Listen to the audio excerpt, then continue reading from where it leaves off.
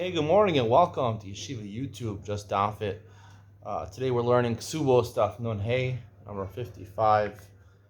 We have a great share for you today. We're going to learn about, mostly talk about a Tanai Kesubo, which is basically that if you want to add up more than 200 or 100, that is the standard Kesubo. You can add more money.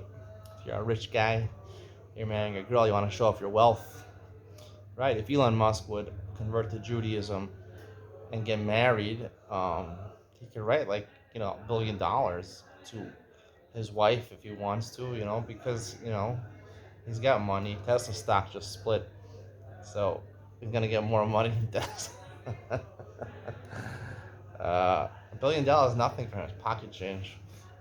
But if he were to convert to Judaism and write $1 billion to his wife, his new wife, maybe he's gonna marry Amber Heard again. I don't know. He never married her in the first place, his girlfriend. He decides he wants to give a nice ksuba for $1 billion. We're going to see it has the halachic status of the 100 and 200. We'll discuss that more in the Enoch Ben Sion. Let's get started.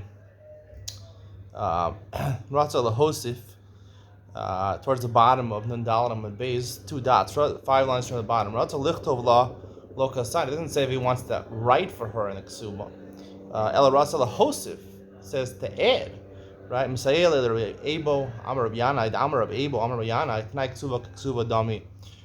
explanation of this Gemara, which is basically what the Ran says, not like Rashi, is that Tanai Ksuva just means this extra money that he provides, he guarantees to her, has the same status as a 200 and 100. Rashi says Tanai Ksuva Ksuva Dami means not only the Tosefet Ksuva, but also the 6 Tanai based in, and actually more Tanai based in, that we've been talking about in the previous parak, about the fact that he's entitled, he has to give her mazonos, he has to be paid her a ransom, or he has to bury her, that the almana gets fed from his estate, that his daughters get fed from his estate, and also that his ksuva bin in dichrin. Those are the 6 tanai based in, and called the tanai based in, are enforced even if he doesn't write it in the ksuva. Ksuva bin in dichrin, we explained a couple of times, not going to get into it again, but basically that's what Rashi learns. He learns this statement in the Gemara. Tanai Ksuva Ksuva Dami goes on not just the Tosefes Ksuva, which is the discussion in this Mishnah, but also everything in the previous parak. Rashi will be debunked in Enoch Ben Sion, and really in the main share. I'll explain it briefly. Nafkamina, what is the practical ramifications of saying it says Lahosif? Tanai Ksuva is Ksuva Dami. Nafkamina Lemocheres. We're going to list 14 halachic ramifications. You write them down, jot them down, 1 to 14. The mocheres, if she sells her ksuba, she has sold not only the actual. I'm going to explain the simple explanation, which I believe is the right explanation according to the Ran. It's just going on the Tosefes ksuba. If she sold the mano masayim, she also sold that $1 billion that Elon Musk has promised to Amber Heard. The mocheles, if he is mochel, she waives her ksuba. She has waived the Tosefes. The moredes. Right? If she refuses to have sex with her husband, we'll learn coming up a couple dapim. She does that. She starts losing her ksuba, so it's deducted not only from Ramana Masayim, but she also ends up losing Dosefes to Pogemes. Pogemes, we're going to learn later on in the Masechta that if she wants to get paid part of her ksuba, let's say she's owed 200, so she said, I want 100. So she's Pogemes her ksuba, so now the remainder that she's owed is 100. So next time she wants to collect the other 100, she has to take a shvua that she didn't get paid the entire sum the first time. That would apply also to Seves Ksuba L'Tovas. We learned yesterday that if she's Toveya, the Ksuba, right, even if she's only Toveya, the Tosefes Ksuba, she comes to Beis Din, like we said, in Beis Din, she demands payment of the Tosefes Ksuba, that already makes the Almana no longer bound to the house, to the estate of her husband. She can no longer get mazonos. Loveris aldas will learn in Parak HaMadir. She does certain things that are, while she's married to him, she does not sneeze stick of things. She Loveris aldas. She goes out with her arms uncovered, above her elbows, maybe, according to some poskim. So she's lost her ksuba. Not only she lost her ksuba, but she lost the Tosefes ksuba. Top of Nun Hey and Aleph, the shvach. The shvach means appreciation after posthumously. posthumously after the husband dies, his estate goes up in value. Real estate goes up, right? So normally you're entitled to collect your mana masai, and we'll see only from the karkos really. From real estate, you can collect your ksuba. So let's say there wasn't the value, he didn't have enough real estate to pay for the entire ksuba and those have ksuba. But then it appreciated in value. Now it has a value. You can't collect from that appreciation because it was after the husband died. The shvua is a number besides the pogamous ksuba. So there's other instances where a woman, when she collects her ksuba, has to take a shvua. For example, in Eid Echad, one witness says that the ksuba has been paid off, where she wants to collect her ksuba not in front of her husband. When her husband she claims there was a divorce and she's no longer around. She's like a shvua that it wasn't collected already. And another instance also, so that would apply a shvua, even if she only demands tosefes ksuba, it would apply a shvua. The shvius, normally it cancels loans, and a ksuba is sort of a loan that the husband owes to the wife. Rav says in Maseches Gittin it does not cancel, shvius does not cancel a ksuba, which is very practical because people are married for 30, 40 years. There's a lot of shmitas that are involved, and she still gets the ksuba, and she was still entitled to the seventh ksuba. Well, the kosev kol nechasav lebanov lignos min hakarka says in Maseches Peah that if he writes all of his while he's alive, he gives over his whole estate to his children. He writes a star, giving it to them, and obviously he has to pay the ksuba, but he sets aside a piece of land for her to collect the ksuba. So that's effective not just for the ksuba, but also for the seventh ksuba. Mina ziboris, right? A ksuba is only collected from the worst land, the inferior land. You collect from real estate and the inferior real estate. Ksuba is not like nazikin, where if you're mazik someone, you collect from the idis, you collect from the best land that he has, and a balchol, a regular loan, you would collect from the beinonis, the middle grade land. Ksuba is collected from the ziboris, and similarly to Tosefes ksuba. There's halacha we'll learn coming up towards the end of Masechta that she's entitled, as long as she's staying in the house of her former husband, the almana, the widow, she can always demand her ksuba. However, if she returns to her father's house, she only has 25 years to demand payment of the ksuba and the Tosefes ksuba. Ksuba has been indifferent. The last nafkamina is ksuba has been indifferent, right, which is the extra money that her sons get, right, if her husband marries a second man, she dies and marries a second man, so her children get all of her ksuba, and not just the mana masai, but they also get the dowry, and also they get, this is what the chiddush of this gemara is, they get the tosefes ksuba also, and the sons that he has from a different wife are not entitled to that at all. Itmar, ksuba has been indifferent. We'll have a list of machlokasim between different academies over here. One in Pumbedisa and one in Masa Mechesed. These are different cities in Bavel. Pumbedisa Amri Lotar from Mishabdi. Yarsan Tanan. The correct language in the Ksuba is Yarsan Tanan, the Vidin Dichrin, right? Those male sons that you have that inherit their mother's Ksuba, as opposed to splitting it with the sons of the second wife. They don't collect that Ksuba has been indifferent from Mishabdi, from property that has a lien on it, meaning it was sold to somebody else. They can't collect from Mishabdi, from property that was sold to somebody else. Yarsantan, they're like a Yerusha. Yerusha, when you're Yerush something, you don't collect from Mishabdi. But in Mas Mechesam, retire from Mishabdi. They do collect from Mishabdi. Yispuntan, the correct lashon, the correct language in the Ksuba is Yispun, which is to take. And when you take something, you take it, it's like a matana or a mecher or a loan, so you would be able to collect from Mishabdi. It's done. The correct version of the ksuba is Yars and Yerushas, therefore they don't collect from Mishabdi. Ksuba is being different. Now, even though I said a ksuba is not normally collected from movable objects, however, if he designates movable objects to pay for a ksuba, he sets it aside.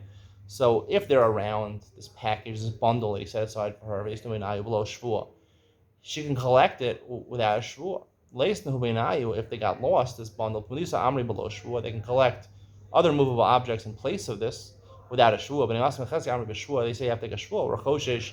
That's already the reason it's lost is she got it already. She already got a ksuva. Shvua is without a shvua. Yichid la'ara ba'arba matrana, right? Like we said, he doesn't have to. If he decides to set aside specific land for her to collect the ksuba, he's allowed to do that. So if he sets aside land and he delineates the four borders exactly, so then everyone agrees below Shvua. She can collect that land for Ksuv that is Shvua. Bechad Matra, if he only delineates one boundary, all right? Pumbedisa Amri below Shvua. Pumbedisa says collect that land even that is Shvua. But the lacha is like Pumbedisa that they don't have to collect with a Shvua. They can assume that with one boundary, right? Whatever is next, one of the boundaries, and you draw three boundaries next to that, whatever they pick, and they collect that below Shvua. Amru le'edim, this has nothing to do with Kesuba. Kisvu v'chismu. They say, I want to give a matana to someone in a star. I want to write $1,000 to somebody. Write the star, v'chismu, and sign it. He says to the edim, v'havule, and give it to him. Kanomine, if he did a kinyan sudar, right, the person who's giving it picked up a handkerchief, and he did a kinyan also, besides the actual words of telling him to the edim to write a star and give it to him. Lo sarach mnuchim. Once he does a kinyan, they don't have to go back and ask him, are you sure you want to give it to the guy? Lo kanomine, if they didn't do a kinyan chalip, and when they actually give, with these amri, lo sarach mnuchim, they don't have to go check with him before you give it. But you do have to go check with him. If there was no kinyan sudar, you have to go check with the guy before you actually give it. You can write the star to give him the star, which entitles him to collect from him $100,000 or whatever. You have to check with him before you give it because he didn't do a kinyan sudar. Rav Azariah in our Mishnah says that the Zevas Ksuva, the Umdana, we can assume that he only planned on giving the Zevas Ksuva if they actually got married. If it was just an Erison and they got divorced or he died from an Erison, she would only collect Manu Masayim according to Rav Azariah and not Tosefas. Rav Nassan, Chanamar Halacha Rav Azariah. One of them said Halacha Falash Rav Azariah, but Chanamar ain't Halacha Rav Azariah. The other one says Halacha Zakatana Kama, that even in an Erison she would get the Sevas Ksuva. Tistayim, the Rav Nassan who the Amra Halacha Rav Azariah.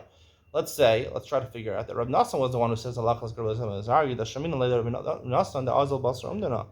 We found elsewhere, Rav Nassan goes after Umdana, means basically, even though he hasn't said anything explicitly, we can assume, based on knowledge of the circumstantial evidence, we would assume that he would want to do something, even though he didn't expressly state that he wants to do it. The Amr of Nassan says, this is a Gemara in Gittin. The Gemara says that a man, he says, write a ksuba, write a get for my wife, right? He's going on a very dangerous journey. He's going overseas, and he's going on a very dangerous journey. He's going on the Titanic, the first voyage of the Titanic. He's not sure if he's going to make it back. So everyone, Chama and Rabbi Shimon Shizuri agree and Gittin that even though he didn't say tznu, give it to my wife, you could write it. He said to write it, and you could actually give it to his wife because we assume he wants his wife to be divorced. If he just said write a get, because he doesn't want his wife, he doesn't want him to die, and then his wife will fall to Yibam. Generally, women don't want to fall to their husband's brother because there's a reason they married their husband and not his brother. Nothing extends that even by Masukon, even someone who's dying, he's in a dangerous situation. It's not as grave danger as someone traveling overseas. It used to be very grave danger to travel overseas. Now, I don't know, maybe the equivalent would be someone who's doing a tightrope, walking a tightrope or something like that, will end up family or something like that. He says even Masukon, even if you're sick, right, we can assume, he just says Kisvu Shtar Ishti, we can assume you want to actually give it to the wife also. So he says Basar Umdana, even in cases which are not 100%, which are not such circumstantial evidence, either a little circumstantial evidence, he's willing to rely on that. And where else does Rav Nassan say that? This is talking about a case. Demai means basically Manam Aretz, someone who's not a Talmud Chacham. He's not Machbid in Shumas and Maishros. Even though the Gemara says, Rava says in Masechah Shabbos that Rov Amei Aretz Maishrim, which is a Ruba Delays to come on, which we can rely on generally. Rov is 80% proof. It's pretty good proof that he took off Shumas Maishros, even Amei Aretz.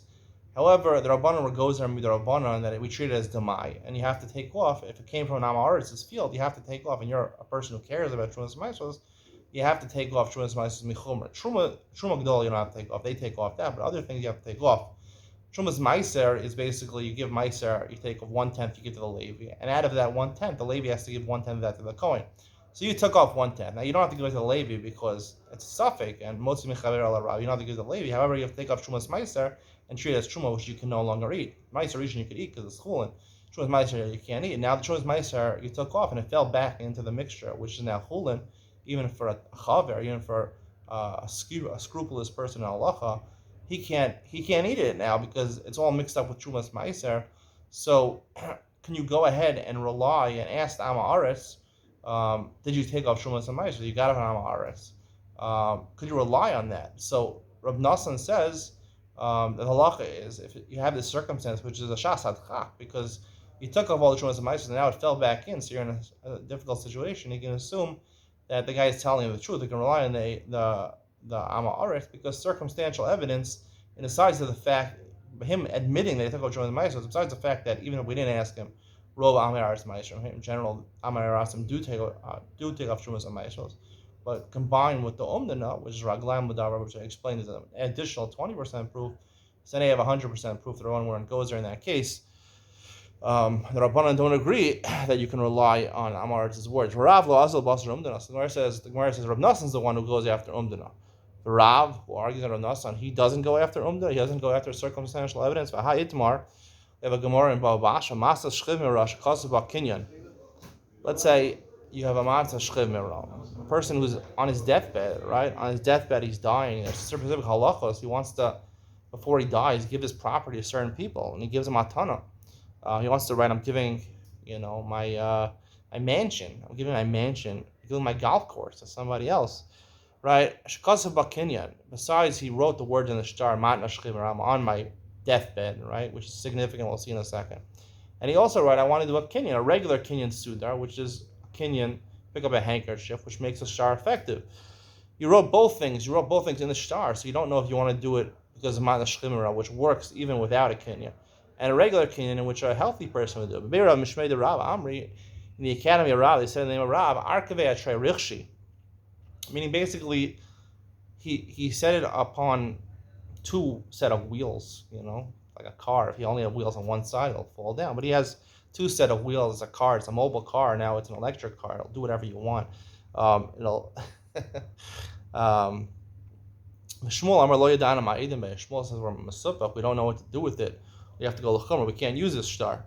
What's the explanation? Mishmei de Rav Amri Arkavei Atrei Richshi. It has two sets of wheels. Harei Kemanas Bari. Harei Kemanas Shchimra. We judge it favorably in both directions. It has the power of Matnas Shchimera, the star of a Shchimera. It has the power of a Matnas Bari. What's the relevance of that? Harei Kamasnas Bari. It's significant that it's like the kinyan of a healthy person. You wrote a kinyan sudar, did a kinyan sudar. The Amar Enu Yachal Aksar, bro, right? If he's a Shchimera and he writes in the star Shchimera, I'm writing this because I'm about to die, and then miraculously gets healed. So obviously he didn't plan on giving it if he gets healed. He wanted to keep it for the golf course for himself. So he gets to keep it. But the fact that he wrote Kinyan, so therefore, even if he recovers, he still has to give it away. It's still, because a matnas bari, when you're healthy and you do a Kinyan sudar, that's effective to give away real estate and to give away metaltalin. Hareg mana shchimra shemamra halvasi laploni halvasa laploni. The fact that he wrote matnas shchimra is effective in terms of if he has a loan, someone owes him $100,000, and he writes in the Matna Shchimera, I'm transferring the ownership of this loan to somebody else. So Matna Shchimera is effective for that. Kinyan Sudar is not effective to transfer a halva, a chov, to somebody else. You have to actually write a shtar. You have to actually, you have to do other things. The machlokas and babashra, what you have to do. The Matna Shchimera, they made it very strong that it works even to transfer a loan to somebody else. So that's why it's Matna Shchimera. It works even if you wanted to transfer a $100,000 debt. Someone owed him to somebody else. Shmuel says in this case, I don't know what to do with this.